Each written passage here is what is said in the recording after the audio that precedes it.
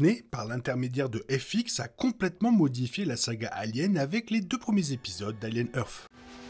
Allons. C'est l'heure de l'histoire, mon poulet au miel. On ouvre les petits volets.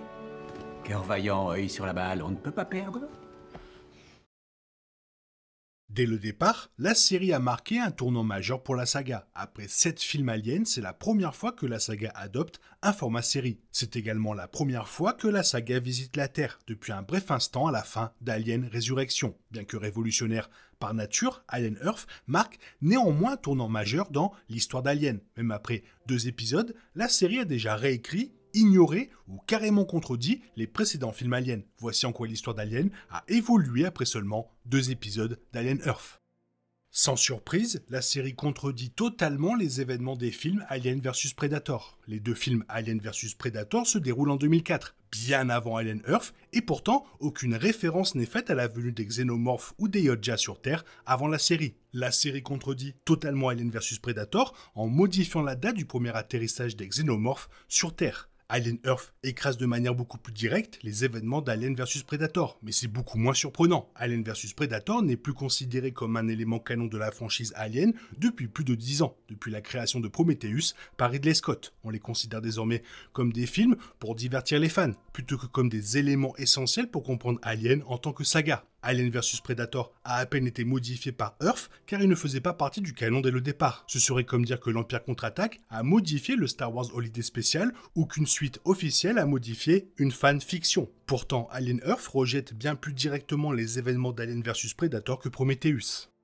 La série ne réécrit pas complètement les événements de Prometheus et Alien Covenant, mais il brouille assurément les pistes. La série ignore totalement Prometheus et Covenant. Contrairement à Alien Romulus, il n'y a aucune référence à la substance noire de Prometheus, au voyage de Peter Weyland à la rencontre des ingénieurs, ni aux expérimentations de David sur les xénomorphes. L'USCSS Maginot, qui s'écrase et sert de base à ce qui se passe sur Terre, a été envoyé 65 ans avant 2120, soit en 2055. Cela signifie que l'équipage a découvert des spécimens de xénomorphes en 2088, si on estime que le voyage de retour est la moitié du temps de mission. Donc, bien avant que David ne commence ses expériences. Le fait que le Maginot ait découvert des xénomorphes environ 5 ans avant même que David ne commence ses expériences réfute totalement l'idée que David en soit le créateur. Prometheus et Covenant étaient en train de construire ce projet, mais la série a anéanti toute chance de le concrétiser. À la fin d'Alien Covenant, David prenait le contrôle du vaisseau et laissait fortement entendre qu'il continuerait ses expériences sur les xénomorphes, vraisemblablement jusqu'à la création des xénomorphes à la carapace noire classique. Alien Earth, en revanche, a clairement indiqué que les xénomorphes existaient bien avant David. Prometheus, Covenant et Alien vs Predator ne sont cependant pas les seuls films de la franchise Alien à avoir été affectés par la série. Alien Earth a déjà apporté d'importants changements à des parties plus restreintes de la saga après seulement 2 épisodes. Le changement le plus important a été apporté à l'histoire de l'entreprise Weyland-Yutani dans Alien. Pendant des années, Weyland-Yutani a été décrite comme si omniprésente qu'on l'appelait simplement la compagnie. Les fans pensaient qu'il s'agissait de la seule méga entreprise sur Terre, exerçant un contrôle quasi total sur la planète et la galaxie, y compris sur les activités d'exploration et de colonisation. Les 5 entreprises d'Alien Earth ont cependant démenti cette idée. Nous savons maintenant que 5 sociétés différentes régnaient sur différentes parties de la Terre. Weyland-Yutani détenait toujours le monopole de la planète Terre, mais des sociétés comme Prodigy dominaient la course à l'immortalité humaine. La série a également introduit de nouvelles formes de vie extraterrestres après avoir supposé pendant près d'un demi-siècle que seuls les xénomorphes et les ingénieurs rôdaient dans la galaxie. Les hybrides synthétiques ont également complètement changé notre perception des androïdes dans la franchise. Ces synthétiques, souvent malveillants, à quelques exceptions notables près, sont passés d'outils intelligents fabriqués par l'homme à des tentatives d'immortalité. David fut la première tentative d'immortalité de Peter Weyland, mais Alien Earth a établi qu'il existait une volonté bien plus vaste. La série a également apporté une légère modification à la vision des xénomorphes. Comme ils n'ont pas d'yeux visibles, les précédents comics aliens ont établi qu'ils voyaient grâce à leur odorat, un peu comme les taupes ou les chauves-souris. Toutefois, Alien Earth a développé cela. Moreau a établi que les xénomorphes peuvent ressentir la peur, et il a réussi à y échapper en contrôlant ses émotions.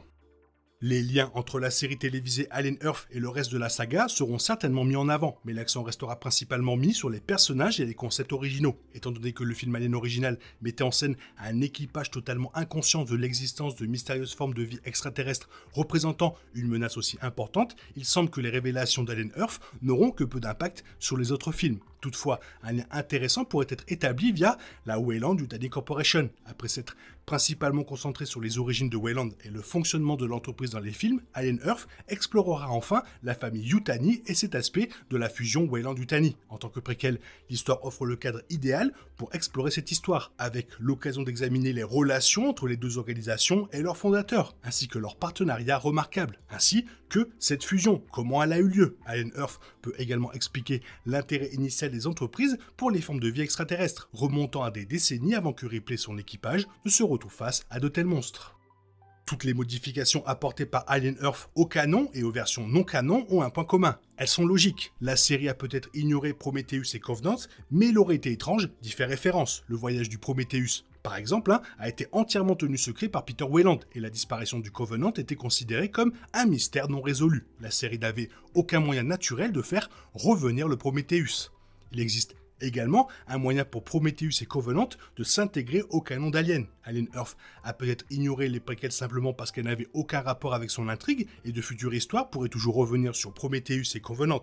Nous pourrions découvrir ultérieurement que, même si David n'a pas créé l'espèce principale des xénomorphes, il s'intègre tout de même d'une manière ou d'une autre dans l'histoire plus vaste d'Alien. Modifier Alien vs Predator est encore plus logique. Comme mentionné précédemment, Alien vs Predator n'était pas canon, et ce depuis plus de 10 ans. De ce fait, il n'existait aucune explication canon expliquant comment Weyland-Yutani a découvert les xénomorphes. Alien Earth comble ce vide et explore le concept des xénomorphes sur Terre d'une manière bien plus pertinente que Alien vs Predator.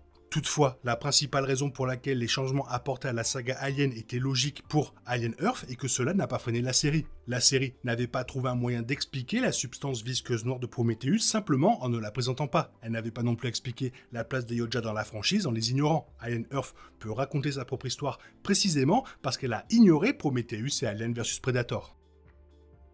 Clairement, il va falloir clarifier les choses, parce que là, pour le moment, c'est un peu un nuage noir sur la chronologie d'Alien, sur le canon.